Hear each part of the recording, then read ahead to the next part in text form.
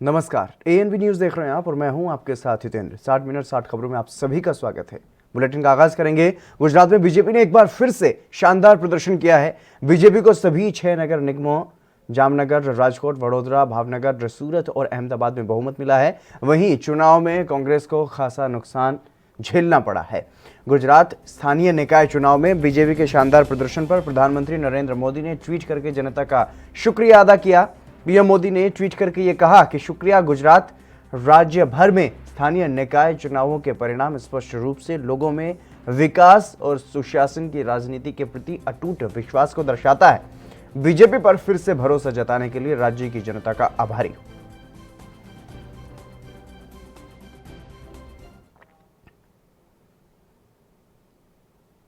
गुजरात में हुए निकाय चुनाव में सत्तारूढ़ बीजेपी ने धमाकेदार जीत हासिल की है। राज्य के 6 जिलों में नगर निगम के चुनाव हुए थे, जहां पर बीजेपी का परचम एक बार फिर से लहराया है और इस जीत पर केंद्रीय गृह मंत्री अमित शाह ने पार्टी के कार्यकर्ताओं को बधाई दी। अमित शाह ने यह कहा कि वो गुजरात निकाय चुनाव में बीजेपी पर फिर से भरोसा करने के लिए राज्य के लोगों को दिल से बधाई देते हैं। उन्होंने ये कहा कि प्रधानमंत्री नरेंद्र मोदी के नेतृत्व में केंद्र और राज्य सरकार गरीबों और वंचित वर्ग के लोगों के विकास के लिए लगातार काम कर रही है और ये जीत बीजेपी की नीति पर लोगों के विश्वास का प्रतीक है।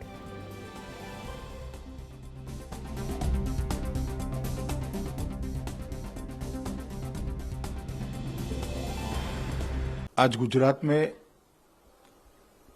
म्युनिसिपल कॉरपोरेशन के चुनाव के परिणाम आए,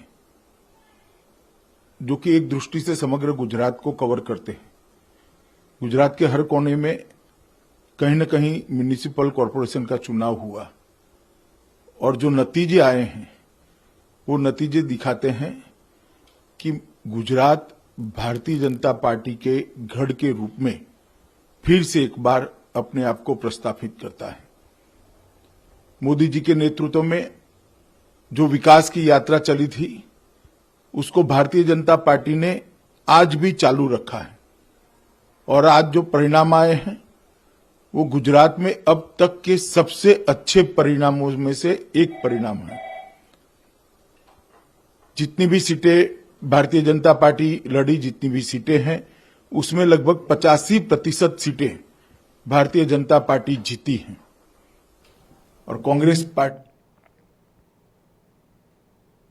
आगामी विधानसभा चुनाव 2022 के लिए उत्तर प्रदेश में अपनी जमीन को मजबूत करने के लिए कांग्रेस पार्टी जुटी हुई है। कांग्रेस कृषि कानूनों को लेकर के किसानों का साथ दे रही है और पश्चिमी उत्तर प्रदेश में किसान आंदोलन की कमान कांग्रेस की राष्ट्रीय महासचिव प्रियंका गांधी वाड्रा ने संभाले हुए हैं। और पश्चिम उत्तर प्रदेश में प्रियंका गांधी लगातार सभाएं और महापंचायत कर रहे हैं। कांग्रेस की राष्ट्रीय महासचिव प्रियंका गांधी ने मंगलवार को मथुरा के पालीखेड़ा मैदान में किसान महापंचायत को संबोधित किया और इस दौरान उन्होंने बीजेपी सरकार पर करारा हमला बोला। प्रियंका गांधी वाड्रा ने अपने भाषण में पीएम मोदी को केंद्रित रखा और वहीं इस मौके पर महापंचायत में पहुंचे किसानों ने भी कांग्रेस महासचिव का भाषण सुना और काफी उत्साह में दिखाई दिए।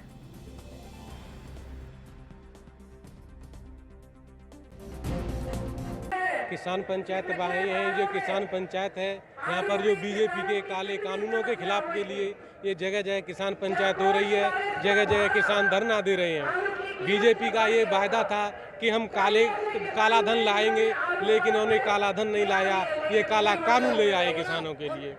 किसान विरोधी सरकार देश में नहीं चली है, न चलेगी। ये यहाँ पर कांग्रेस पार्टी की जो महासचिव हैं प्रियंका गांधी जी किसान पंचायत को संबोधित करने के लिए आई हैं, न कोई राजनीति करने के लिए नहीं आई हैं, ये किसान नीति करने के लिए आई हैं। आपको ये लगता है कि बिल वापस होगा?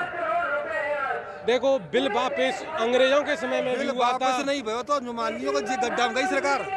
बिल वापस अंग्रेजों ने भी किया था, इनको भी करना पड़ेगा। यदि ये नहीं करेंगे तो ये मान के चलो, मैं आपसे ये बात कहता हूँ कि हवा के झोंके मौसम का मिजाज बदल देते हैं। और दुआ है शहीद आजम भगत सिंह के चाचा अजीत सिंह की जयंती पर फतेहाबाद में किसान महापंचायत का आयोजन किया गया। इस महापंचायत में किसान नेता बलबीर सिंह राजेवाल ने शिरकत की और किसानों को संबोधित किया। इस महापंचायत में पंजाबी सिंगर रुपिंदर हांडा भी पहुंची और किसानों को संबोधित किया। महापंचायत के बाद किसान नेता बलबीर सिंह राजेवाल ने ये कहा कि किसान आंदोलन के चलते सरकार चिंता में है और किसान आंदोलन पर बात न करने वाले प्रधानमंत्री अब रोजाना कोई ना कोई स्टेटमेंट मीडिया में दे रहे हैं।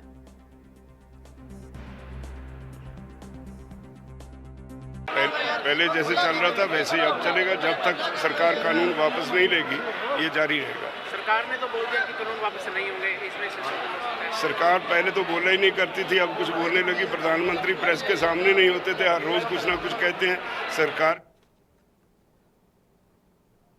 हरियाणा के सिरसा में भी अजीत सिंह के जन्मदिवस के मौके पर किसान सभा का आयोजन किया गया। सिरसा के दशहरा मैदान में आयोजित सभा में संयुक्त किसान मोर्चा के सीनियर किसान नेताओं ने शिरकत की।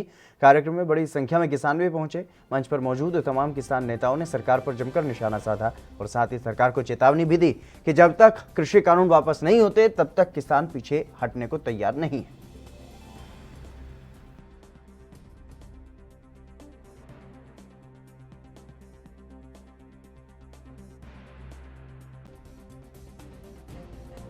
को बयान दिया था, सरकार को कई बार हो जाता है कुछ बयान दे देते हैं, लेकिन अभी फाइनली फैसला नहीं हुआ। हाँ, वो हमारी एक सरकार को चेतावनी है कि अगर और परेशान करोगे किसान को तो ऐसा फैसला हो सकता है।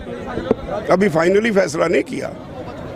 मोदी झूठ बोलता है, वो कहता है एक कॉल की दूरी पे, हमें पता ही नहीं कौन सा नंबर है उसका जिस जहाँ कॉल करें। नरेंद्र तोमर ने कहा है जी कि भीड़ जुटाने से कानून वापस नहीं होते। इसका मतलब ये है कि उसको डर लगने लगा है। राजा साहब, एक बोर्ड लाए गए थे SHO द्वारा कि असंवैधानिक जमावड़ा है। देखो, हम बैठे हैं हरियाणा एरिया में, तो दिल्ली पुलिस हमें कोई ऐसी डायरेक्ट। संयुक्त किसान मोर्चा ने पूरे देश में अजीत सिंह का जन्मदिवस पगड़ी संभाल जट्टा दिवस के रूप में मनाया और इसी कड़ी में अंबाला के शंभू टोल प्लाजा पर किसानों ने अजीत सिंह का जन्मदिन मनाया और युवाओं ने पीली पगड़ी बांध करके भगत सिंह के चाचा अजीत सिंह के किसानों के लिए चलाए गए पगड़ी संभाल जट्टा आंदोलन को याद किया और इस दौरान किसानों ने अजीत सिंह की फोटो पर पुष्प अर्पित कर श्रद्धांजलि भी उन्हें दी।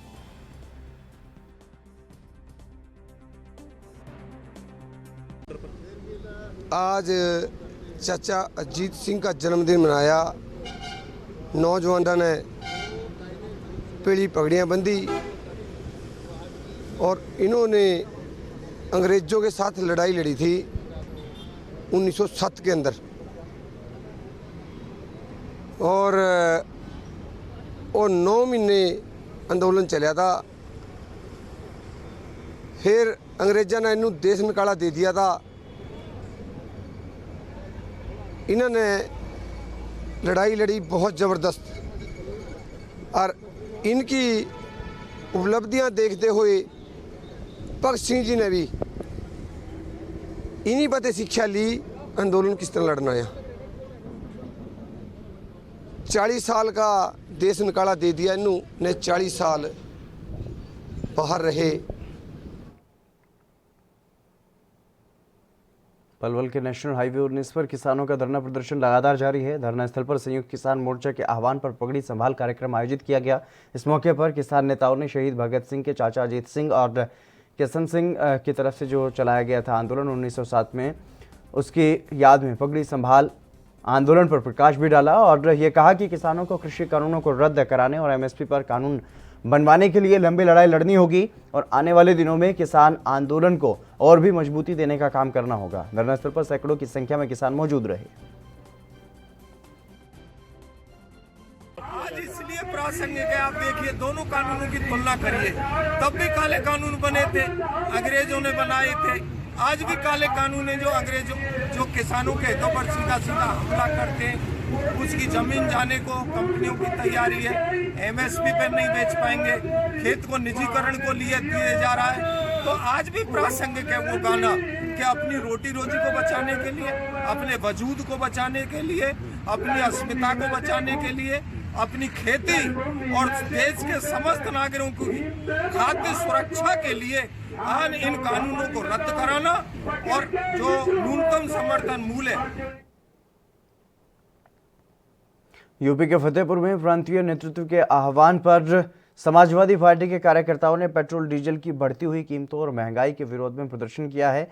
साथ ही प्रदेश की योगी सरकार और केंद्र की मोदी सरकार के खिलाफ जमकर नारेबाजी भी की। समाजवादी पार्टी के जिला अध्यक्ष विपिन यादव ने धरने को संबोधित करते हुए कहा कि केंद्र की मोदी सरकार जिस तरह से पेट्रोलियम पदार्थों में बेतहाशा वृद्धि कर रही है, उससे आम जनमानस की कमर टूट चुकी है। बढ़ती महंगाई, गैस, पेट्रोल, डीजल के दाम, भ्रष्टाचार, थानों से लेकर के तहसीलों तक भ्रष्टाचार कायम है। जबरिया सत्तापक्ष के लोग गरीबों के जमीनों में कब्जा कर रहे हैं और विरोध करने पर उनको फर्जी मुकदमों में जेल भेजने का काम कर रहे हैं। पूरी तरीके से बिजली व्यवस्था धड़ाम है और जिस तरीके से अन्ना पशुओं से किसान परेशान हैं और आप लोग देख रहे हैं कि जिस तरीके से धान की खरीद में बिचौलियों द्वारा अपना जेब भरा गया है, किसानों को एमएसपी की रेट पर धान नहीं खरीदा गया है। इन सारे मुद्दों को लेकर के आज समाजवादी पार्टी फतेहपुर ने डीएम महोदय के द्वारा राष्ट्रपति को ज्ञापन देने का काम किया है। आज हम सबसे ज्यादा महिलाओं पर उत्पीड़न हो रहा है। इस उत्पीड़न को रोकने के लिए भारतीय जनता पार्टी की सरकार पर महिला यहाँ हम लोग आवाज उठा रहे हैं, अपनी शांतिपूर्वक आवाज उठा नहीं पा रहे हैं। बताइए, प्रशासन के सामने हम लोग महिलाएं अपना शांतिपूर्वक ज्ञापन नहीं दे पा रहे हैं, तो सोचिए कि सरकार में महिलाएं कैसे सुरक्षित रहेंगी। हम लोग ज्ञापन देने आए थे जिसमें हम लोग 3 जगह रास्ते में रोका गया, प्रशासन ने रोका, यहाँ तक कि महिलाओं पर लाठीचार्ज भी किया। बताइए, ऐसे रहेगी सरकार, ऐसी सरकार जो करेगी महिलाओं पर उत्पीड़न। बताइए, आज जो है महिला मारी जा रही है उनकी। उत्तर प्रदेश के संभल में कांग्रेस के कार्यकर्ताओं ने पेट्रोल, डीजल और गैस के दामों में लगातार हो रही बढ़ोतरी के विरोध में प्रदर्शन किया और कांग्रेस कार्यकर्ताओं ने महंगाई को लेकर के सरकार विरोधी नारे भी लगाए, जुलूस निकाला। साथ ही एसडीएम को राष्ट्रपति सौंपा। कांग्रेस नेता ने सरकार पर हमला बोलते हुए ये कहा है कि बीजेपी सरकार ने घोषणा पत्र में पेट्रोल, डीजल की कीमतों को कम करने की बात कही थी। हम इस प्रदर्शन के माध्यम से सरकार को उसका घोषणा पत्र याद दिलाने आए हैं। भारतीय जनता पार्टी ने अपने मैनिफेस्टो में सरकार आने से पहले वादा किया था कि हम डीजल 30 रुपये ला देंगे और पेट्रोल 40 रुपये ला देंगे। आज अंतर्राष्ट्रीय स्तर पर कच्चा तेल सस्ता होने के बावजूद आज डीजल और पेट्रोल 80, 90 और 100 रुपये तक छू गया है। पूरे देश की जनता त्राही कर रही है, लेकिन भाजपा की मोदी सरकार और योगी सरकार टैक्स पर टैक्स लगाई जा रही है और इतना महंगा डीजल पेट्रोल कर दिया है कि किसान अपने फसलों को पानी देने के लिए, मशीनरी को चलाने के लिए, अपने अनाज को मंडियों तक पहुंचाने के लिए इतना महंगा डीजल और पेट्रोल खरीदने पर मजबूर है कि उन्हें उनकी लागत तक लौटना मुश्किल हो गया है। पूरा देश बेहाल है, लेकिन मोदी और योगी सरकार महंगाई को चरम पर लाना चाहते हैं, आम आदमी की कमर को तोड़ना चाहते हैं। हम कांग्रेस के कार्यकर्ता आज इस भाजपा सरकार को याद दिलाना आए हैं कि आपने वादा किया था कि हम 30 और 40 रुपये को पेट्रोल और डीजल कर देंगे, गैस सिलेंडर 300 से नीचे कर देंगे, लेकिन गैस सिलेंडर 700 से ऊपर पहुंचा दिया है। हम उनकी आंखें खोलने आए हैं, उन्हें याद दिला। उत्तर प्रदेश सरकार ने अपना 5वां बजट पेश किया और जो कि इस बजट को उत्तर प्रदेश सरकार 4 सालों के हिसाब से इसे ऐतिहासिक मान रही है। इसमें स्वास्थ्य, शिक्षा, किसान और युवाओं पर विशेष ध्यान रखा गया है, ऐसा सरकार का कहना है। वहीं रामनगरी अयोध्या में विकास पर सरकार ने अपना अच्छा खासा बजट पेश किया है, जिसे लेकर के एक तरफ अयोध्या में साधु संतों में खुशी का माहौल जो है वो देखने को मिल रहा है और मिठाइयाँ भी बांटी गई हैं, तो वहीं दूसरी तरफ विपक्षी पार्टियों का योगी सरकार पर बजट को लेकर के आरोप प्रत्यारोप का दौर भी जारी है।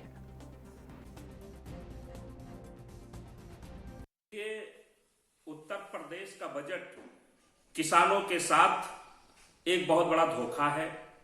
मजदूरों के, शोषितों, वंचितों के लिए इस बजट में कुछ नहीं है। हम लोगों को उम्मीद थी कि इस बजट में सरकार के द्वारा गरीबों के लिए, वंचितों के लिए, किसानों के लिए कुछ खास होगा, कोई विशेष पैकेज होगी, लेकिन अफसोस कि इस बजट में जनता के साथ छलावा किया गया। नौजवान बेरोजगारों के साथ उनके विश्वास को तार-तार करने का काम किया गया। मैं पूर्णतः इस विश्वास को छलावा मात्र ही कहना चाहूंगा। देखिए, योगी सरकार ने अयोध्या के विकास के लिए कुछ नहीं किया है। सिर्फ और सिर्फ अयोध्या के नाम पर योगी और बीजेपी सरकार ने राजनीति करने का काम किया है। अयोध्या में इससे पहले भी बहुत धन आवंटित हुए हैं, और जनता का अयोध्या के प्रति जो सम्मान है वो योगी आदित्यनाथ या बीजेपी के नाते नहीं। दुख इस बात का है कि पूरे अयोध्या या पूरे हिंदुस्तान, पूरे भारत देश, पूरी दुनिया जिनको अपना आदर्श मानती, जिनको अपना भगवान मानती है, आज दुख के साथ ये कहना पड़ रहा है कि योगी आदित्यनाथ और भारतीय जनता पार्टी की सरकार ने आज उनको अपनी बनाने का काम किया है, एक पार्टी विशेष का बनाने का काम किया है। इस पर मुझे बहुत दुख है। उत्तर प्रदेश की योगी सरकार द्वारा अपना 5वां बजट पेश किया गया, जो कि 4 साल से अब की जो 5वां बजट है इसको काफी बेहतर बजट माना जा रहा है, जो कि स्वास्थ्य, शिक्षा और किसान और युवाओं के लिए एक अच्छा बजट पेश किया गया है, जिसको लेकर भारतीय जनता पार्टी के कार्यकर्ता और नेताओं द्वारा कहना है कि ये बजट लोगों के लिए एक ऐतिहासिक बजट है। वहीं विपक्षी पार्टियां इस पर आरोप और प्रत्यारोप लगाना शुरू कर दी है। इसी कड़ी में अयोध्या के साधु संतों ने बजट पेश होने पर मिठाइयां बांटी और जिस तरीके से अयोध्या में चौमुखी विकास हो रहा है उसको लेकर अयोध्या के साधु संतों में खुशी का माहौल है और एक तरफ विपक्षी पार्टियों का आरोप और प्रत्यारोप जारी है। वीडियो पर्सन अमन के साथ गौरव मिश्रा, एनबी। जीएसटी के जटिल कानूनों को लेकर के मंगलवार को झांसी में व्यापारियों ने जिलाधिकारी कार्यालय परिसर में प्रदर्शन किया। प्रदर्शन करते हुए उन्होंने प्रधानमंत्री और वित्त मंत्री के नाम जिलाधिकारी को ज्ञापन सौंपते हुए जटिल कानूनों को दूर करने की मांग की है।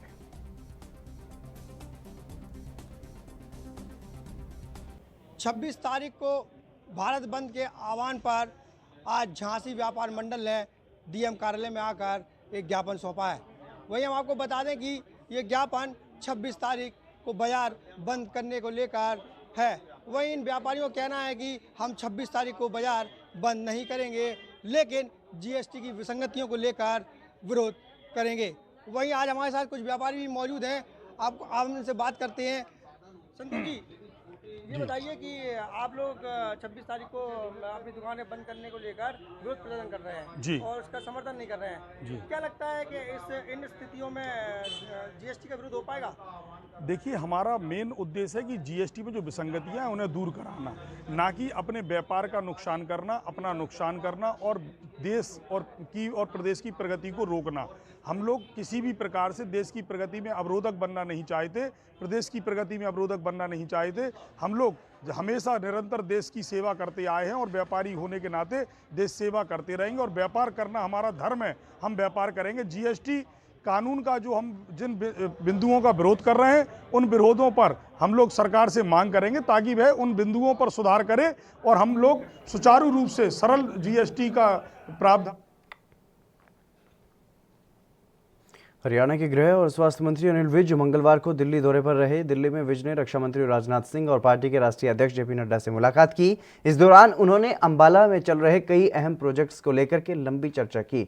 मुलाकात के बाद गृह मंत्री अनिल विज ने यह कहा कि उड़ान योजना में सिविल एविएशन का एयरपोर्ट बनाना मंजूर हुआ था, उसके लिए भूमि उपलब्ध कराने के लिए और कनेक्टिविटी के लिए रक्षा मंत्री राजनाथ सिंह से मुलाकात की है। उन्होंने ये बताया है कि राजनाथ सिंह से आग्रह किया गया है कि आर्मी और एयरफोर्स के कुछ अधिकारियों के साथ मीटिंग हो और समस्या का समाधान हो ताकि अंबाला के लोगों को सहूलियत मिल सके। वहीं हरियाणा के डीजीपी मनोज यादव को एक्सटेंशन देने पर अनिल विज ने यह कहा है कि एक्सटेंशन का प्रावधान नहीं है। सुप्रीम कोर्ट का क्लियर कट आदेश है कि 2 साल तक एक डीजीपी काम कर सकता है, इसलिए हमने पैनल बनाने के लिए लिखा है। औपचारिक मीटिंग थी और स्वाभाविक तौर पर उसमें जो हरियाणा की राजनीतिक स्थिति है उस पर बहुत विस्तार से डीजीपी का कार्यकाल 2 साल का हो सकता है और उसमें उन्होंने प्रक्रिया का भी चयन किया था कि जो सीनियर अधिकारी होंगे उनका एक पैनल भेजा जाएगा और यूपीएससी उसमें से 3 नामों का चयन करेगी और उन 3 नामों में से सरकार आगे के लिए डीजीपी लगाएगी। हरियाणा के उप मुख्यमंत्री दुष्यंत चौटाला ने चंडीगढ़ में एक समीक्षा बैठक की। डिप्टी सीएम ने उचाना विधानसभा क्षेत्र के गांवों में प्रस्तावित और चालू प्रोजेक्ट्स की समीक्षा की है। उन्होंने बैठक में उपस्थित वरिष्ठ अधिकारियों को चालू प्रोजेक्ट और इसी बजट अवधि में उन्हें पूरा करने के लिए निर्देश दिए हैं। उन्होंने ये कहा है कि विकास कार्यों के लिए राज्य सरकार की ओर से धन की कमी नहीं आने दी जाएगी।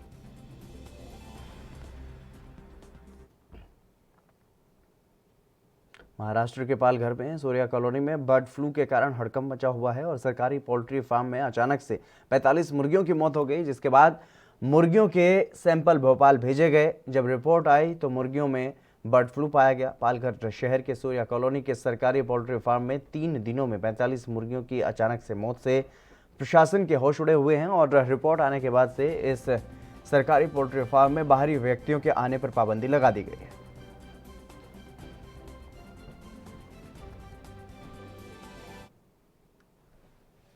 मुरादाबाद के थाना भोजपुर क्षेत्र के गांव रानी नागल स्थित राणा शुगर मिल में दीपक नामक के एक 20 वर्षीय युवक पर ट्रैक्टर ट्रॉली गुजरने से उसकी मौत हो गई और इससे पहले दीपक को इलाज के लिए सरकारी अस्पताल ले जाया गया था, लेकिन डॉक्टरों ने वहां पर उसकी गंभीर हालत को देखते हुए उसे प्राइवेट अस्पताल में रेफर किया, लेकिन यहां भी दीपक की तबीयत में सुधार नहीं हुआ और इलाज के दौरान उसकी मौत हो गई। उधर मजदूर की मौत की खबर मिलते ही परिजनों और ग्रामीणों ने राणा शुगर मिल में शव रख करके प्रदर्शन शुरू किया और साथ ही मजदूरों ने भी मिल का काम रोक दिया और इसे देखते हुए मिल संचालक ने भारी पुलिस बल को मौके पर बुलाया।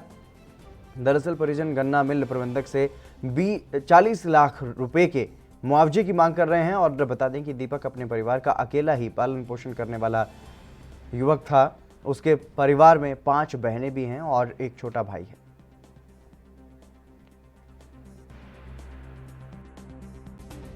ये चीनी मिल में यहाँ पर एक कर्मचारी था, वो सीजनल व्यक्ति था। वो उसकी जो है कल यहाँ पर एक ट्राली से वो गन्ना जो रस्सी टांगी जाती है ना, उसी को खोल रहा था तो बीच पीछे जो है उसके ऊपर ट्राली चढ़ गई, उसकी वजह से उसकी डेथ हो गई। मुरादाबाद जनपद के भोजपुर थाना क्षेत्र स्थित बने राणा शुगर मिल में आज उस समय अफरा तफरी का माहौल बन गया था जब एक गन्ने से भरी ओवरलोड ट्रैक्टर ट्रॉली की चपेट में एक मजदूर आ गया था और वह गंभीर रूप से घायल हो गया था। घायल को राणा शुगर मिल के अधिकारियों द्वारा एम्बुलेंस के जरिए जिला अस्पताल में भर्ती कराया, जहां पर डॉक्टरों ने उसे मृत घोषित कर दिया। मृत का परिजनों ने सबको कब्जे में लेकर के राणा शुगर मिल में हंगामा किया और मुआवजे की मांग की। जैसे ही राणा शुगर मिल के संचालकों को ये मालूम हुआ कि मृत का परिजन हंगामा कर रहे हैं, वैसे ही पुलिस को फोन कर भारी पुलिस बल राणा शुगर मिल के पदाधिकारियों ने तैनात कर दिया। मृत का परिजनों से जब बात की गई तो उन्होंने सहायक सहायता मुआवजे की मांग की। राणा शुगर मिल के पदाधिकारियों ने 8 लाख रुपए सहायक सहायता चेक देकर पीड़ित परिवार की मदद की है, जिसमें पीड़ित परिवार में सभी का रो रो कर बुरा हाल है और शोक की लहर है। ANB news Bajid Ali, Moradabad. सिद्धार्थनगर जिले में आज अधिवक्ताओं ने मुख्यालय स्थित सिविल कोर्ट से निकल करके सिद्धार्थनगर पुलिस के खिलाफ नारेबाजी करते हुए प्रदर्शन किया और भारी संख्या में थाने पर पहुंचे वकीलों ने थाने का घेराव किया। पुलिस प्रशासन के खिलाफ जमकर नारेबाजी की गई। वहीं सदर थाना अध्यक्ष राधे श्याम राय ने उनके खिलाफ काफ़ी आक्रोशित वहां पर दिखे और अधिवक्ताओं का यह आरोप है कि लगभग 2 महीने पहले हुए वरिष्ठ अधिवक्ता रविंद्रनाथ पांडे के घर में हुई चोरी का सदर थाने की पुलिस में फर्जी खुलासा किया गया था, जिसमें पुलिस को जो चोरी का माल बरामद हुआ था वहां वकील को पहचान कराने के लिए बुलाया गया था, जहां पर वरिष्ठ अधिवक्ताओं ने अपना सामान होने से इनकार कर दिया था। पुलिस का ये कहना था कि जो चोरी का सामान बरामद हुआ है वो अधिवक्ता का ही है। इस मामले को लेकर के वकीलों ने कई बार पुलिस के आला अधिकारियों से मुलाकात करके शिकायत की। जो सदर पुलिस ने चोरी का सामान बरामद किया था वो फर्जी है। इस मामले को लेकर के जिले के आला अधिकारी गंभीर नहीं दिखे। व्यवहार हम लोगों के सामने है।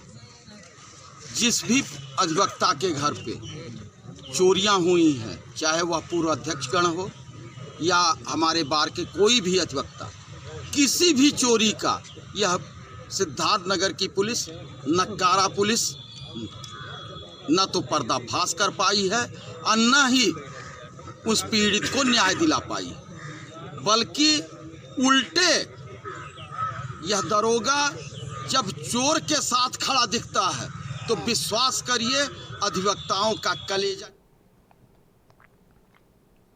किसान के खेत में पानी पहुंचाने के लिए सरकार बड़े बड़े दावे करती है, लेकिन जमीनी हकीकत कुछ और ही है। यहां नहर में सालों से पानी नहीं आ रहा है और किसान की फसलें सूख रही हैं। दरअसल कौशाम्बी नेवादा ब्लॉक क्षेत्र के लगभग 78 गांवों में नहर में पानी ना आने की वजह से फसलें सूख रही हैं। किसान प्राइवेट नलकूप से 120 रुपये प्रति घंटे सिंचाई करता है और 1 बीघे में लगभग 7 से 8 घंटे लगते हैं, जिससे किसानों की जेब पर भारी बोझ पड़ रहा है। सरकार भर दावे करती है कि किसान के खेत तक पानी पहुंच रहा है, नहर संचालित है, मगर जमीनी हकीकत यह है कि नहर में पानी नहीं है। आइए जानते हैं किसान से क्या परेशानी है, कैसे क्या। ये बताइए, नहर में पानी कब से नहीं आया, क्या परेशानी है आपको? नहर से पानी तो करीब 5-6 साल हो गए नहीं आवत। कभो साल 6 महीना में एक रोज के बड़े दिखावे के बड़े आ जाते बस, बाकी सब सिंचाई ट्यूबवेल से होती। तो परेशानी किसकी, खेती कैसे आप लोग करते हैं? अब बता तो रहे हैं कि ट्यूबवेल सिंचाई होती, ट्यूबवेल सिंचाई, ट्यूबवेल ना हो तो मर जाए किसान भूखन। सरकार तो बड़े दावे करती है, दावा करती तब झूठा दावा कर रही है। तो नहर में पानी नहीं आता तो आता है, लेकिन कभी कभी साल 6 महीने में एक बार, झूठ नहीं बोलेंगे हम। तो इससे अब आता है तो एक दिन चलेगा, जबकि पूरा नाली सब भ्रष्ट है, नहर सिंचाई होता ही नहीं ना है। सिर्फ देखने के लिए, बस खाली देखने के लिए आ जाती है, ना देखने के लिए नहर बनी है, पूरा हर साल खुदाई होती है।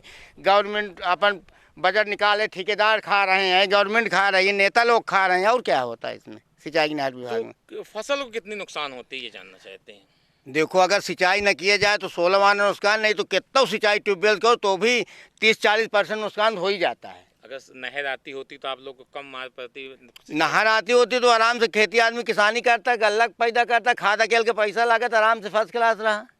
कहे बड़े आज 1 बीघा खेत मानी 500-600 रुपया सिंचाई जाती एक पानी का, अब कम से कम 3 पानी 4 पानी गेहूँ लेता है। तो क्या मांग है आप लोग की, क्या चाहते हैं आप लोग? हम तो कहिए सरकार ही न रहा है तो ज़्यादा सहायता हुए करे पानी। अब जब उत्तर प्रदेश के जालौन में मुख्यमंत्री सामूहिक विवाह योजना के तहत सामूहिक विवाह का आयोजन किया गया। समाज से दहेज रूपी दानों पर अंकुश लगाने और शादी विवाहों में हो रही फिजूल खर्ची को रोकने के उद्देश्य से मुख्यमंत्री सामूहिक विवाह में 6 जोड़ों ने एक दूसरे का हाथ थामा और कार्यक्रम में सभी समाज के जोड़ों ने एक दूसरे को वरमाला पहना करके एक दूसरे का हाथ थामा है।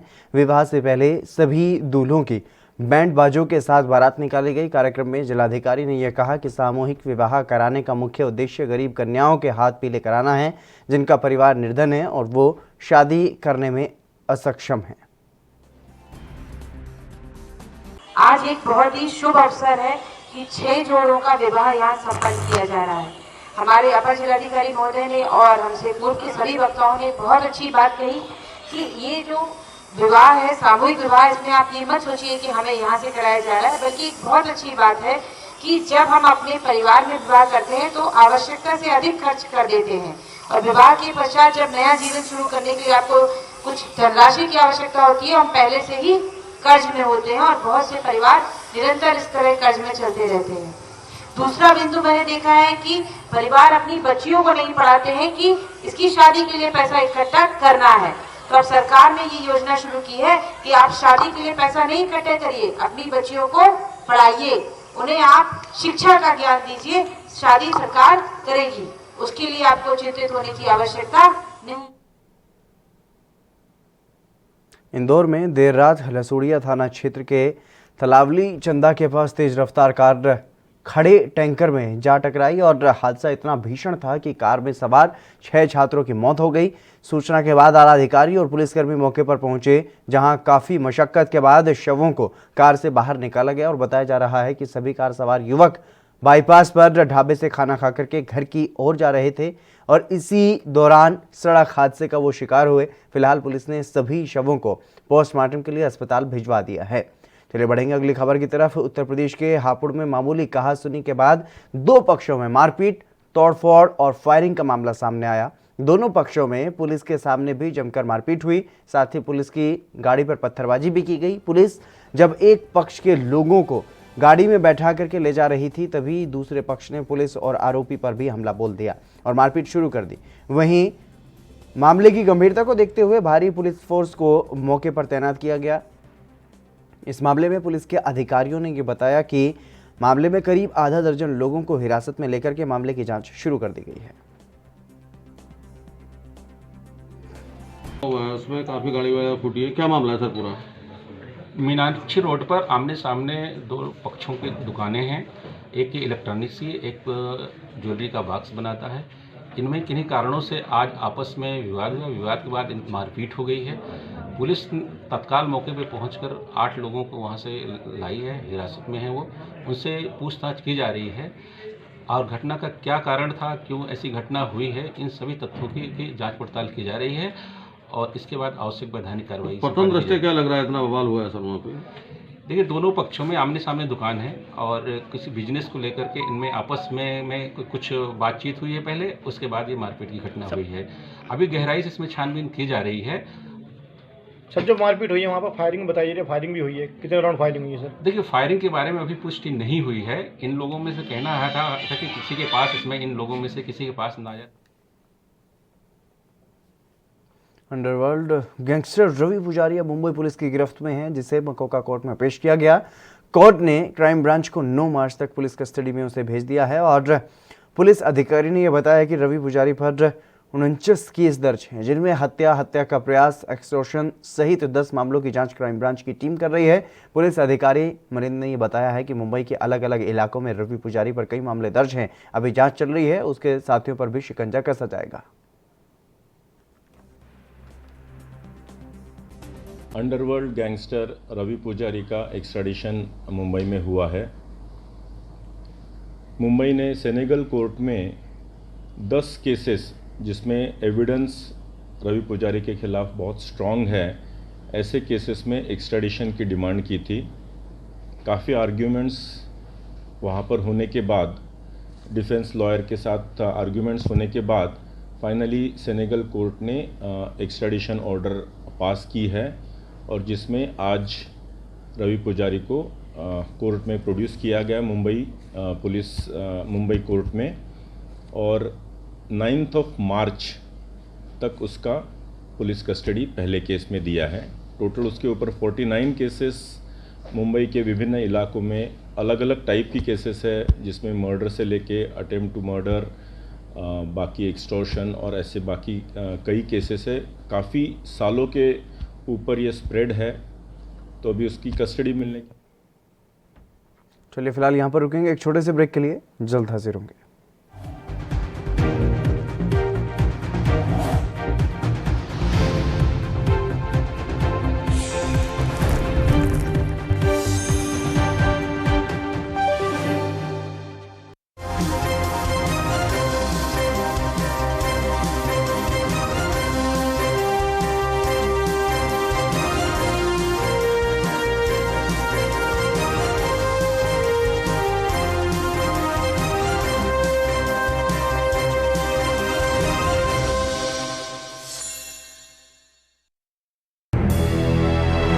लखनऊ से लेकर चंडीगढ़ तक, मुंबई से लेकर रायपुर तक, क्या है राजनीति की हलचल, क्या है समाज का मिजाज।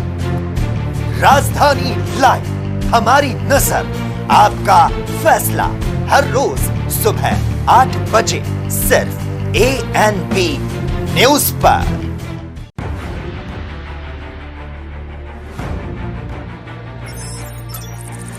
खबर चाहे सियासत की हो या सरकार की,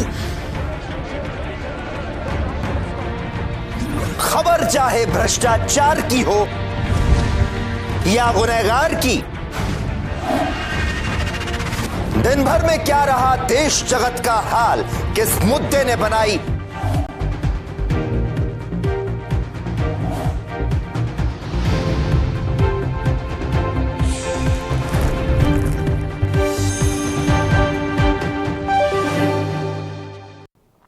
ब्रेक के बाद एक बार फिर से आप सभी का स्वागत है। खबरों में आगे बढ़ेंगे। यूपी के कौशाम्बी में 3 दिन पहले पुलिस मुठभेड़ में घायल हुआ गैंगरेप का अपराधी अस्पताल से फरार हो गया।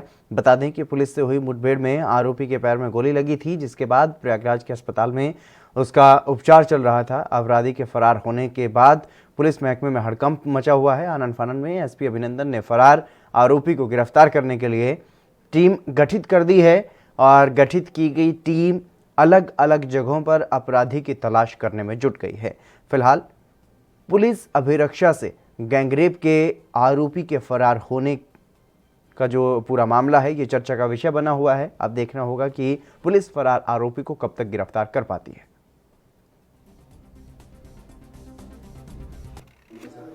देखिए, एक अभियुक्त जो कि थाना सरायकेला पुलिस द्वारा मुठभेड़ में घायल हुआ था, उसको मेडिकल उपचार के लिए SRN हॉस्पिटल प्रयागराज में एडमिट कराया गया था।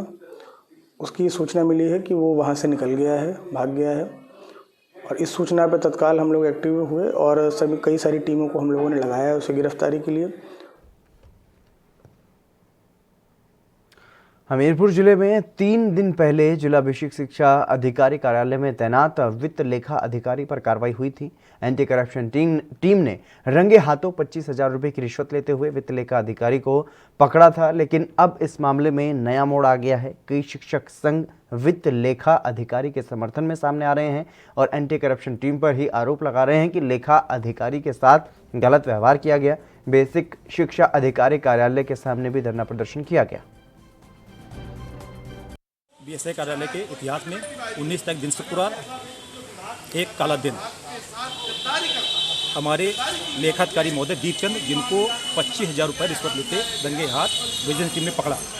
लेकिन अगर जो स्क्रिप्ट तैयार की गई, जो वीडियो वायरल हुआ, अगर कोई भी लोक सेवक, कोई भी एक जनसामान्य का व्यक्ति अगर उस छोटी सी स्क्रिप्ट को देखता है तो उसको ये आभास हो जाएगा कि ये सारी चीज़ें मनगढ़ंत, सुनियोजित और षड्यंत्र के तहत ही थी। और लेखाधिकारी महोदय को ऑफिस से लेकर और इस तिराहे तक, अस्पताल तिराहे तक घसीट कर मारते हुए, गाली गलौज करते हुए जिस तरीके से ले गए, ये एक मानवीय मतलब अमानवीय जो है ये घटना थी। और प्रदर्शन भैया इस बात का लेकर है कि एक हमारे यहाँ बेसिक शिक्षा विभाग में लेखाधिकारी, वित्त एवं लेखाधिकारी महोदय थे, उनको एक षड्यंत्र के तहत, एक किसी सोची समझी नीति के तहत उनको गलत तरीके से एंटी करप्शन टीम को विश्वास में लेकर के उनको फंसाया गया है रिश्वत लेते हुए, जबकि एकदम पूर्णतः ये असत्य है। फिर इसके बाद जो उनके साथ व्यवहार किया गया एंटी करप्शन टीम द्वारा, वो बहुत ही निंदनीय है, अमानवीय है, वो मानवता के खिलाफ भी है। उसके खिलाफ में कि हमारे अधिकारियों को यहाँ से घसीटते हुए ले जाया गया और उसके कपड़े फाड़ दिए गए, गंदी गंदी भद्दी भद्दी माँ बहन की गालियाँ दी गई और उसको माने घसीटा गया, यहाँ से यहाँ तक वहाँ तक घसीटा गया। उसके विरोध में कि अगर उन्होंने एक तो रिश्वत ली नहीं, उनको एक षड्यंत्र के तहत फंसाया गया है। जिस बात की ये बात कही जा रही है कि इस फाइल को लेकर के रिश्वतों को मांग रहे हैं, तो वो फाइल उनके यहाँ लंबित ही नहीं है। पलवल नगर परिषद के तोड़फोड़ दस्ते ने आज सरकारी जमीन पर बनाए गए मकानों और दुकानों में तोड़फोड़ की है। तोड़फोड़ की इस कार्रवाई में 15 से अधिक गरीबों के मकानों और 2 दुकानों को भी वहां पर तोड़ा गया है। गरीब रहम की भीख मांगते रहे और अधिकारियों पर इसका कोई भी असर वहां पर नहीं हुआ। नगर परिषद की तरफ से की जा रही तोड़फोड़ के दौरान गरीब अपने आश्रय न उजाड़ने की गुहार लगाते रहे। जब अधिकारियों का दिल नहीं पसीजा तो उन्होंने 2 दिन की मोहलत मांगी, लेकिन विधायक ने शिलान्यास कार्य को पूरा करने के लिए किसी की नहीं सुनी। कोई सूचना नहीं है। एक मिनट किसको नहीं पता कौन सा हुआ ये जमीन किसकी है जिस पर दुकान बनी है? जमीन रोड की है, जीटी रोड की है, कमेटी कोई जमीन नहीं है। कब से बनाई हुई दुकान कितने दिन से? ये पता नहीं, हमारे बड़े बूढ़े से जमीन है, दुकान बनी हुई। ये जमीन नगर परिषद की है, इस पे लगातार कब्जे हो रहे थे। विभाग ने इनको नोटिस दिए, खाली कराने के लिए बोला गया, लेकिन वो इन्होंने खाली नहीं की। नगर परिषद की ओर से उपायुक्त महोदय से रिक्वेस्ट की गई कि इनको हटाना है, हटाने के दौरान झगड़ा ना हो, ड्यूटी मजिस्ट्रेट और पुलिस अलग ली जाए। उपायुक्त महोदय ने नगर परिषद की रिक्वेस्ट को मानते हुए आज मुझे ड्यूटी मजिस्ट्रेट नियुक्त किया है और पुलिस फोर्स भी है। तो हम जो ये नाजायज़ कब्जे रोज़ की रोज़ बढ़ रहे हैं, नोटिस देने। यूपी के कौशाम्बी में पुलिस ने एक अंतर्राज्यीय साइबर लुटेरे को गिरफ्तार किया है। ठगी करने वाला ये शख्स यूपी के मुख्यमंत्री का ओएसडी बता करके खुद को और राम मंदिर निर्माण के नाम पर अधिकारियों से ठगी करता था। आरोपी ने अब तक छोटे बड़े अधिकारियों को मिलाकर के लाखों का चूना लगाया है। पुलिस अधीक्षक अभिनंदन ने प्रेस वार्ता करके ये बताया कि सहायक आयुक्त स्टाम्प और आबकारी अधिकारी राजेंद्र प्रसाद की शिकायत पर मुकदमा दर्ज करके साइबर अपराधी को गिरफ्तार करने के लिए एसओजी और साइबर सेल की संयुक्त टीम को लगाया गया था। एक कौशाम्बी पुलिस को एक बड़ी सफलता मिली है। एक व्यक्ति अरविंद कुमार मिश्रा उर्फ अजय मिश्रा, ये व्यक्ति अपना नाम पंकज सिंह करके माननीय मुख्यमंत्री जी का अपने आप को ओएसडी बताता था और ज़िले के अधिकारियों को ये फ़ोन करता था और उनसे किसी न किसी कारण को लेकर पैसे मांगता था। कई सारे अधिकारियों को उसने इस तरह से उनसे पैसे लिए हैं और कईयों से उसने कॉल किया है। इसकी सारी डिटेल्स हम लोगों को मिली हैं। इसके पास से कई सारी डायरियाँ मिली हैं जिसमें उन सभी लोगों की डिटेल्स मौजूद हैं। ये व्यक्ति अमेठी का रहने वाला है और ये पश्चिम बंगाल और झारखंड में जाके अपने क्राइम को अंजाम देता था। इसको हमारी साइबर और सर्विलांस टीम ने मिलकर इसको पकड़ा है और इसके लिए मैं अपनी टीम को नकद पुरस्कार से पुरस्कृत कर रहा हूँ। आगे इस चीज़ को हम लोग डेवलप कर रहे हैं कि जो व्यक्ति शासन की छवि को धूमिल कर रहा था, इसके और भी कुछ लोग मेंबर्स हैं कि नहीं इसके साथ, और किस तरह के अपराध इसने किए, वो सारी चीज़ों की छानबीन। पलवल में भी लगातार किसानों का आंदोलन जारी है और आज वहां पर जिस तरीके से कार्यक्रम का आयोजन किया गया, पगड़ी संभाल कार्यक्रम में कांग्रेस सांसद दीपेंद्र हुड्डा पहुंचे और उन्होंने वहां पर पहुंचने के बाद बीजेपी सरकार पर जमकर निशाना साधा।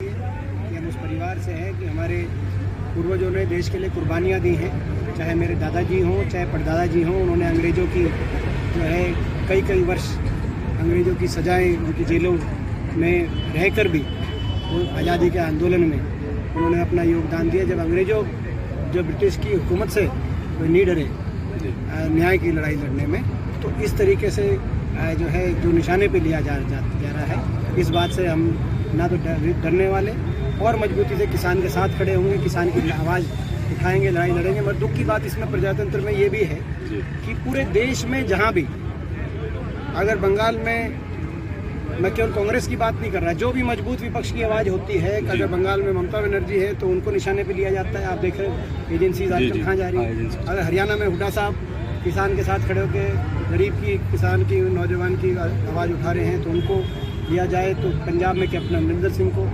तो दिल्ली में केजरीवाल को, राष्ट्रीय स्तर पर गांधी परिवार की बात हो, चाहे अपना हिमाचल में वीरभद्र सिंह की बात हो, तो हर, चाहे वो यूपी के अंदर आपने देखा जो दोनों क्षेत्रीय दल हैं उनको निशाने पर लिया हुआ। ये जो आपका प्रश्न था, ये सही प्रश्न है। ये बड़े दुख की बात है कि सारी मजबूत विपक्ष की आवाज़ों को जो है सरकारी तंत्र को दुरुपयोग करके जो ये निशाने पर लेने की एक प्रथा बीजेपी।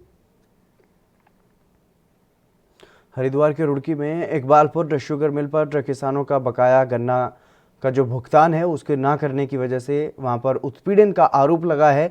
जबरेड़ा विधायक ने मिल प्रबंधन पर मुकदमा दर्ज करने की मांग की है और इस संबंध में विधायक ने अपने समर्थकों के साथ मिलकर एसपी देहात प्रेमेंद्र सिंह डोभाल को एक ज्ञापन भी सौंपा है। विधायक ने पत्रकारों से बात करते हुए ये बताया है कि Dhanashree agro product private limited Iqbalpur sugar mill द्वारा किसानों का उत्पीड़न किया जा रहा है और शुगर मिल पर 4 साल का 231 करोड़ रुपए बकाया है। मिल की तरफ से गन्ने का भुगतान न करने के कारण क्षेत्र के कई किसान आर्थिक रूप से दयनीय स्थिति में हैं।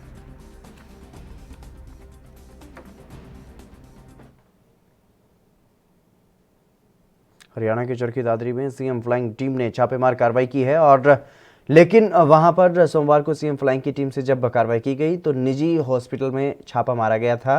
वहां पर CMO doctor Sudarshan Pawar operation theatre में पाए गए और इसी को लेकर के HCMS का प्रतिनिधिमंडल उपायुक्त से मिला और चिकित्सकों ने जिला उपायुक्त को ज्ञापन सौंपा। चिकित्सकों ने ये बताया कि निजी अस्पताल के ऑपरेशन थिएटर की जो वीडियो अब सामने आ रहा है उसमें सिविल सर्जन एक तरफ बैठे हुए दिखाई दे रहे हैं। उन्होंने ना ही तो ऑपरेशन की ड्रेस पहनी हुई है और ना ही वो कोई ऑपरेशन वहां पर कर रहे हैं। एसोसिएशन के चिकित्सकों ने ज्ञापन के माध्यम से जिला उपायुक्त से इस मामले में निष्पक्ष जांच की मांग की है। HCMS एसोसिएशन का इस जिले का जो प्रतिनिधिमंडल है मुझसे मिला और उन्होंने कल के जो वाक़या था सीएमओ साहब का उसके बारे में कुछ अपने विचार रखे और उन विचारों के बारे में सरकार को अवगत करा दिया जाएगा। जो मैं रिपोर्ट भेजूंगा उसके साथ उनका जो मेमोरेंडम है वही मैं सरकार को भेज दूंगा। इस बारे में जो भी हरियाणा के चरखी दादरी में सोलर स्ट्रीट लाइटों की खरीद में अनियमितता सामने आई है, जिसे लेकर के उपायुक्त राजेश ने बड़ी कार्रवाई की। गांव खेड़ी बुरा और सावन के सरपंच को सस्पेंड कर दिया गया। गांव खेड़ी बोरा के सरपंच के खिलाफ सीएम विंडो पर शिकायत दी गई थी। उसके बाद जांच की गई और दादरी सदर थाने में उनके खिलाफ FIR दर्ज की गई। खेड़ीपुरा सरपंच ने अपने पद का दुरुपयोग करते हुए लाखों का गबन किया और वहीं सावड़ के सरपंच ने भी 5 लाख रुपए से ज्यादा का गबन किया। उपायुक्त ने दोनों सरपंचों को सस्पेंड कर दिया। 2 सरपंच हमने कल सस्पेंड करे हैं, जिनके ऊपर सोलर लाइट में खरीदने के बारे में अनियमितता का आरोप था, क्योंकि बगैर टेक्निकल अप्रूवल खरीदी गई थी, कोई उसका एस्टिमेट नहीं बना और किसी भी तरह की कोई मार्गदर्शन और सहायता उन्होंने DRDA से नहीं ली और उसमें उनके प्रति ग्राम पंचायत को हानि पहुँचाने का जो चार्ज था वो सिद्ध हुआ है। 1-2 फाइलें और सरपंचों की हैं और उनसे जवाब मांगा गया था, तो जवाब उनका आ गया है, वो फाइल पे एग्जामिन कर रहे हैं। दिल्ली में कूड़ा कचरा एक बहुत बड़ी परेशानी बनता जा रहा है, जिसकी वजह से बहुत सारी बीमारियां और प्रदूषण की समस्याएं भी दिल्ली की जनता को उनसे भी दो चार होना पड़ रहा है। लेकिन अब दिल्ली वासियों को इस समस्या से मुक्ति मिल जाएगी, क्योंकि दिल्ली नगर निगम ने इसके लिए तैयारी कर ली है और दिल्ली में दिन प्रतिदिन बढ़ रहे कूड़े के निस्तारण के लिए उत्तरी दिल्ली नगर निगम ने करोल बाग जोन में मटेरियल रिकवरी फैसिलिटी केंद्र बनाया है, जिसका उद्घाटन सांसद मीनाक्षी लेखी और उत्तरी दिल्ली नगर निगम के महापौर जयप्रकाश ने किया है। आज दिल्ली शहर को साफ करने में और कूड़ा रहित करने में उत्तरी दिल्ली नगर निगम ने एक NGO के साथ एक कदम आगे बढ़ाया है। चिंतन NGO यहाँ पे इस MRF प्रोजेक्ट में काम करेगी। हम यहाँ से आसपास के क्षेत्र से कूड़ा कलेक्ट करेंगे और उसको सेग्रीगेट करके उसका सदुपयोग करेंगे। जिस प्रकार से 5R की बात की गई है, 5R का अर्थ यही है कि 5 R 5 उंगली है, बंद मुट्ठियों का काम होगा तो राजस्व भी आएगा, रिसाइकिल भी होगी, रिड्यूस भी होगा, सभी R अच्छे से काम कर पाएंगे। तो मैं बधाई देना चाहता हूँ उत्तरी दिल्ली निगम के सभी अधिकारियों को और चिंतन को। हम ऐसे ही मिल करके आगे बढ़ के काम करें और दिल्ली को कूड़ा रहित करने में सहायक सिद्ध हो। अभी किसानों का भी मुद्दा चल रहा है सर, इस पर सुनवाई नहीं हो पाई है, इस पर क्या कहेंगे? देखिए, किसानों के मुद्दे पर भारत सरकार अच्छे से काम कर रही है, लगातार उनसे वार्ता हो रही है और जो लोग इस सारे मामलों को डील कर रहे हैं वो अच्छे से सारी बात कर रहे हैं। चरखी दादरी के जिला उपायुक्त राजेश जोगपाल ने राष्ट्रीय कृमि मुक्ति दिवस अभियान को एक बच्चे को एल्बेंडाजोल टैबलेट देकर के शुरू किया है और यह अभियान 28 फरवरी तक चलाया जाएगा। इसके तहत 1 से 19 वर्ष तक के बच्चों को एल्बेंडाजोल टैबलेट दी जाएगी और CMO डॉक्टर सुदर्शन पवार ने बताया है कि अभियान पूरे प्रदेश में चलाया जाएगा, जिसके तहत 1 से 19 साल तक के बच्चों को एल्बेंडाजोल टैबलेट दी जाएगी। वहीं उन्होंने ये बताया है कि पहले ये अभियान स्कूलों में जाकर के बच्चों को टैबलेट देकर के चलाया जाता था, लेकिन कोरोना की वजह से इस बार ये अभियान घर घर जाकर के चलाया जा रहा है। स्वास्थ्य विभाग की टीमें बच्चों को टैबलेट देंगी और वहीं इस अभियान को लेकर के दादरी स्वास्थ्य विभाग ने अपनी टीमों का गठन भी कर लिया है। 400 मिलीग्राम इसका आज शुरुआत यहाँ से की है CMO साहब मैंने, और ये सभी को घर घर जाके, ये हमारी आशा वर्कर्स, हमारे ANM वर्कर्स, हमारे आंगनबाड़ी वर्कर्स, ये सबको घर पे जाके खिलाएंगे। कितने बच्चों को टारगेट? और 19 साल तक के बच्चों को टारगेट है। 1,48,000 हमारे जिले में बच्चे। प्रोग्राम है ये अपने हरियाणा स्टेट में 22 से 28 तारीख तक, 28 फरवरी तक नेशनल डिवर्मिंग डे मना रहे हैं। इसमें 1 साल से 19 साल तक के सभी बच्चों को हम एल्बेंडाजोल 400 मिलीग्राम की एक टैबलेट दे रहे हैं।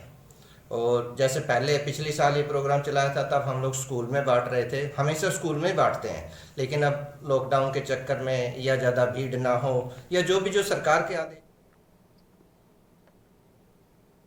उत्तराखंड राज्य में कोरोना काल के बाद रुकी हुई खेल गतिविधियों को एक बार फिर से दिशा मिले, उसके लिए हरिद्वार में एक अच्छी पहल की गई है। हरिद्वार के नेहरू युवा केंद्र में एक विशाल बास्केटबॉल कोर्ट का उद्घाटन किया गया। उद्घाटन मुख्यमंत्री के OSD अभय सिंह रावत की तरफ से किया गया और इस मौके पर कार्यक्रम में मौजूद शिवालिक नगर पालिका के अध्यक्ष राजीव शर्मा, पार्षद अनुज सिंह सहित तमाम गणमान्य लोग वहां पर मौजूद रहे। बास्केटबॉल कोर्ट और बच्चों को ये सुविधा देने वाले एम्बिशन हूप के संचालक शिवम आहूजा ने सरकार से मांगा है कि क्रिकेट के साथ साथ बास्केटबॉल को भी प्रोत्साहन दें, ताकि देश विदेश में उत्तराखंड के बच्चे नाम रोशन कर सकें। नेहरू युवा केंद्र का ये बास्केटबॉल कोर्ट लगभग शहर के केंद्र में स्थित है तो पूरे शहर भर के, और इंडस्ट्रियल एरिया भी यहाँ लगता है, टाउनशिप है, तो पूरे शहर भर के युवा बच्चे फिटनेस के लिए इस कोर्ट का, इस परिसर का उपयोग कर सकते हैं। अगर ये परिसर यहाँ पर है, इसका मैक्सिमम उपयोग और यूटिलाइजेशन हो पाया, यहाँ के बच्चों ने, युवाओं ने इसका अच्छे से उपयोग किया और बास्केटबॉल को एक ऊंचाइयों तक पहुंचाया, प्रदेश के लिए, अपने शहर के लिए नाम कमाया, तो निश्चित ही सरकार का भी और बाकी सारी जनता का भी, जो लोग सक्षम है, उनका ध्यान बास्केटबॉल की ओर आएगा। जो लोग क्रिकेट के लिए केवल देखते हैं, क्रिकेट को पसंद करते हैं, तो वो इसीलिए क्योंकि क्रिकेट सब लोगों की धड़कन बन चुका है। अगर बास्केटबॉल में कुछ अच्छा करके दिखाते हैं बच्चे, तो निश्चित ही बास्केटबॉल भी लोकप्रिय हो सकता है। मुझे उम्मीद है कि ये बच्चे निश्चित ही इस धारणा को चेंज करेंगे और बास्केटबॉल भी लोकप्रियता पाएगा। देखो, हरिद्वार की जो पहचान थी वो अलग अलग क्षेत्रों में थी, खासतौर से धर्म और अध्यात्म के क्षेत्र में, लेकिन अब स्पोर्ट्स के क्षेत्र में भी हरिद्वार अपनी एक पहचान बना रहा है और उसके लिए जो आज बास्केटबॉल के कोर्ट का उद्घाटन हुआ, ये उसमें एक महत्वपूर्ण कड़ी साबित होगा, क्योंकि आउटडोर स्पोर्ट्स में बास्केटबॉल बच्चों के सर्वांगीण विकास के लिए एक अच्छा माध्यम है। और अभी एक साल से पूरा देश, बल्कि पूरी दुनिया एक तरह से फ्रीज थी, जकड़ी हुई थी। अब धीरे धीरे सारी एक्टिविटीज़ और खेल भी दोबारा से शुरू होने हुए हैं। ये एक अच्छा संकेत है, बच्चों को दोबारा से अवसर मिलेगा मैदान पर जाने का और अपने विकास का और देश का नाम रोशन करने का, ये अच्छा संकेत है। देखिए, ऐसा नहीं है, अगर आप पिछले 2 या 3 साल को देखेंगे तो उत्तराखंड के अंदर बहुत सारी फैसिलिटी दी गई हैं। अभी कोरोना काल की वजह से 1 साल से सब कुछ बंद था, इसलिए आपको ऐसा महसूस हो रहा होगा। वरना जहां अगर आप हरियाणा से कंपेयर करेंगे तो निश्चित ही हरियाणा बहुत आगे है। हरियाणा में पहले भी एक नेशनल लेवल पर गोल्ड मेडल लाने के लिए 5 लाख मिलते थे, दूसरे प्रांतों में 5,000 रुपये मिलते थे, लेकिन अभी उत्तराखंड ने बहुत सारे परिवर्तन किया है और कैबिनेट में इस चीज़ को पास भी किया है कि उत्तराखंड में आने वाले 5 साल के अंदर सबसे ज़्यादा स्पोर्ट्स के बच्चे आपको देश में विभिन्न प्रतियोगिताओं में प्रतिभाग करते दिखाई देंगे। क्रिकेट का अपना एक महत्व है, लेकिन वो अलग है, और बाकी जितने भी क्रिकेट से अलग आउटडोर स्पोर्ट्स हैं, उनके लिए हमारी उत्तराखंड की सरकार और हमारे माननीय मुख्यमंत्री कटिबद्ध हैं, और वो निश्चित ही एक न एक। राह चलती लड़कियों को असामाजिक तत्व परेशान ना करें, और अगर परेशान करने की कोई ज़रूरत भी करे तो उसे लड़कियां मुंहतोड़ जवाब दे सकें। इसके लिए सरकार तमाम कोशिशें करती रहती है ताकि लड़कियां अपनी रक्षा खुद कर सकें। पुलिस और महिला एवं बाल विकास विभाग ने एक कार्यक्रम का आयोजन किया, जिसमें महिला पुलिस कर्मियों ने स्कूल और कॉलेज में जाकर के लड़कियों को आत्मरक्षा के गुर सिखाए।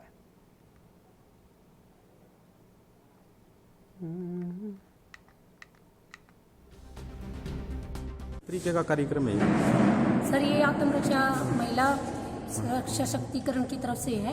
ये पुलिस अध्यक्ष हमारे श्री राजेश दुग्गल जी ने करवाया है। लड़कियों को सेल्फ डिफेंस के बारे में और उनकी आत्मरक्षा के बारे में बताया है, जो कि लड़कियां कॉलेज में, स्कूल में, मार्केट में, ट्यूशन पे, कोचिंग पे, जॉब पे अकेली आती जाती है, उनको अपनी सेल्फ डिफेंस कैसे करनी है और वो अपनी आत्मरक्षा कैसे कर पाएंगे। उनके लिए ही श्री राजेश दुग्गल जी ने ये सेल्फ डिफेंस और दुर्गा शक्ति ऐप के बारे में भी इन्होंने बताया है। और हमारी एक टीम आई हुई है जो कि यहाँ 22 से लेकर 26 तारीख तक कंटिन्यू प्रोग्राम है। यहाँ लड़कियों को हम दुर्गा शक्ति ऐप के बारे में और सेल्फ डिफेंस के बारे में बता रहे हैं।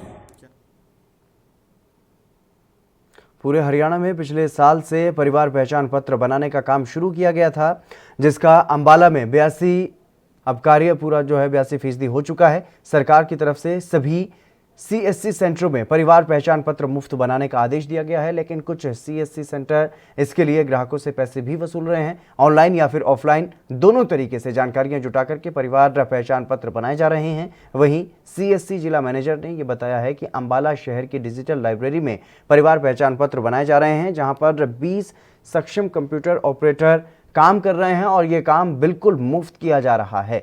अंबाला की डिजिटल लाइब्रेरी में परिवार पहचान पत्र बनवाने के लिए आए लोगों ने बताया है कि यहाँ पर काम काफ़ी अच्छा और सुविधाजनक चल रहा है। 20 से 25 मिनट में ही एक फैमिली ID बन जाती है और बाहर कुछ CSC संचालक इसके लिए 50 से 70 रुपये तक डिमांड करते हैं, लेकिन यहाँ पर बिल्कुल मुफ्त बनाया जा रहा है।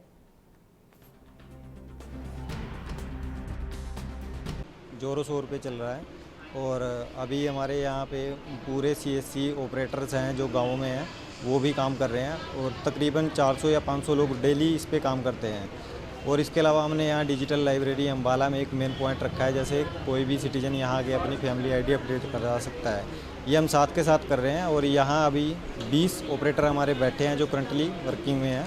और जो भी आ रहा है उसकी हम तुरंत किसी भी तरह की समस्या एडिट करना है, उनको अपडेट करानी है, परिवार पहचान पत्र की डिटेल यहीं पे सोल्व कर देते हैं। नहीं बनवाएंगे क्या कुछ डॉक्यूमेंट चाहिए? इसके लिए हमने बेसिकली आधार कार्ड है और वो अपनी जो डिटेल्स हैं, इसमें एक परफॉर्मा भी हमने बना रखा है जिसके लिए सक्षम उनके घर तक भी जा रहे हैं। तो बेसिकली हम कर रहे हैं स्टाफ और जल्दी बढ़ जाता है। आधार कार्ड अपने डॉक्यूमेंट साथ लेकर आए सारी, तो कुछ देर नहीं लगती, तकरीबन जो है आधे घंटे में सारा काम हो जाता है।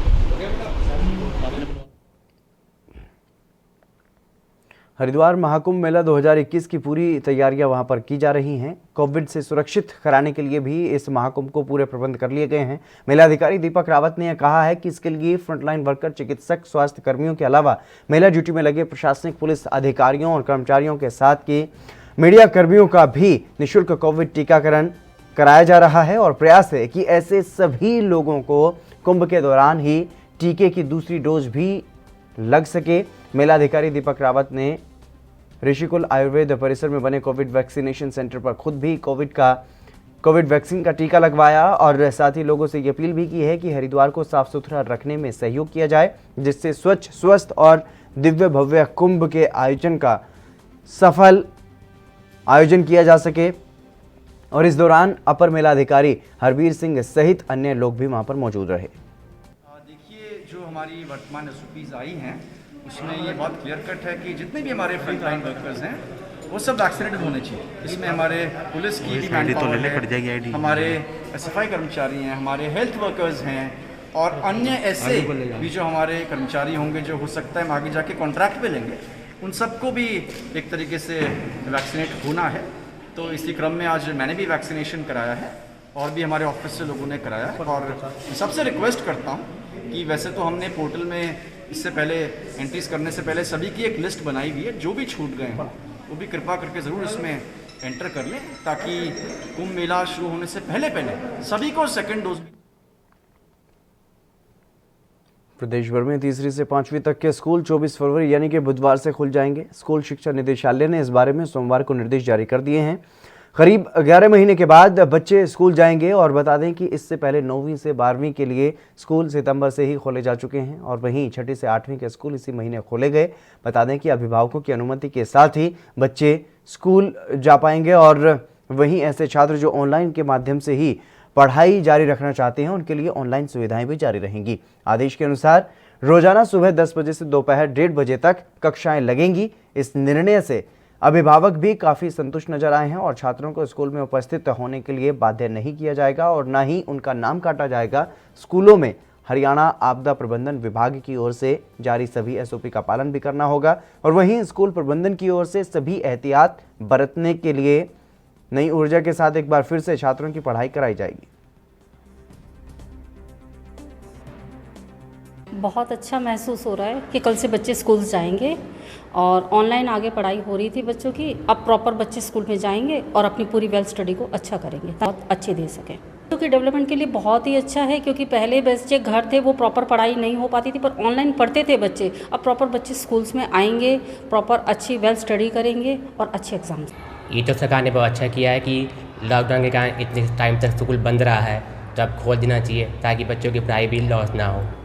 इसलिए बच्चे अब ऑनलाइन क्लास में इतना क्लियर नहीं हो पाया बच्चों को, इसलिए यदि बच्चों की क्लास खोल दी जाए, स्कूल स्टार्ट कर दिए जाए, अब बच्चे स्कूल में आएंगे तो बहुत ज़्यादा उनकी क्लियर हो जाएगा सब। पूरी ना सही, अधूरी ही सही बात मानी है।